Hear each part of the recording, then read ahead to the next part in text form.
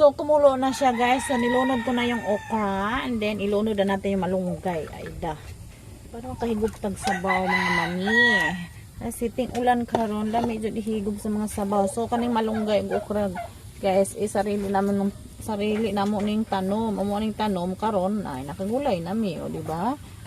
Oh, mga basta masipag na jud diri sa bukid guys, din jud magutom, promise. Andi nimong makaon jud pisko kayong gulay.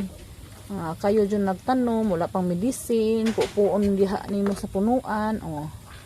Yan guys. So, solve ng pamahaw. O diba? Simpleng ulam pero masustansya po yan. O diba?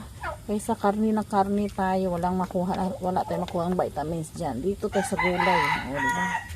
Lutong kahoy, tikman natin kung masarap na ba.